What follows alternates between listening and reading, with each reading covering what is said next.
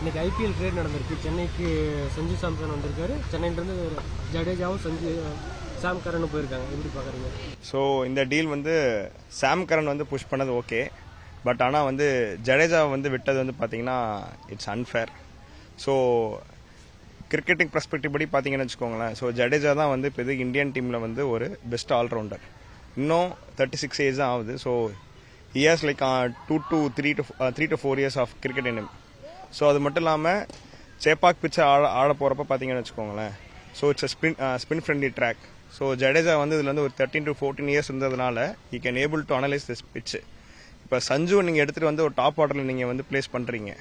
So place பண்ணுறப்ப ஏற்கனவே வந்து ஒரு ரெண்டு டாப் ஆர்டர் பிளேஸ் ஏற்கனவே வச்சுக்கிட்டு இருக்கோம். தட் மீன்ஸ் லாஸ்ட் டைம் வந்து ஆயுஷ் மாத்ரே ஒரு ஃபைண்டு, நெக்ஸ்ட் வந்து Ruturaj Gaikwad is going to be like number 3.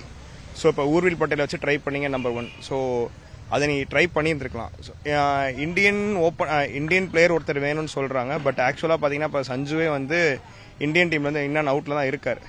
So அது மட்டும் இல்லாமல் சஞ்சு வந்து ஒரு ஷார்ட் பாலுக்கு கேஸ். ஸோ ஷார்ட் பால்லாம் வந்து அழுத்தினாங்கன்னா சஞ்சுவோட வீக்னஸ் வந்து எக்ஸ்போஸ் ஆக ஆரம்பிச்சிடும். நெக்ஸ்ட் வந்து how far Sanju is going to take the spinners சேப்பாக்கில், அது வந்து ரொம்ப ரொம்ப முக்கியம். ஏன்னா ஸோ ரீசன் என்னென்னா, இது வரைக்கும் சேப்பாக்கில் பார்த்தீங்கன்னா சுரேஷ் ரெய்னா இவங்கெல்லாம் வந்து பார்த்தீங்கன்னு வச்சுக்கோங்களேன் ஸ்பின் வந்து டேக் ஆன் பண்ணுவாங்க. அதே மாதிரி சேப்பாக்கில் சென்னையோட விக்ட்ரி வந்து ஏன் இந்த அளவுக்கு இருந்துச்சுன்னா ஸ்பின் சோக் பண்ணுவாங்க. ஸோ அந்த ஸ்பின் சோக்கில் வந்து பேசிக்காக பார்த்தீங்கன்னா ஜடேஜாவோட கான்ட்ரிபியூஷன் ரொம்ப நிறையா இருக்கும்.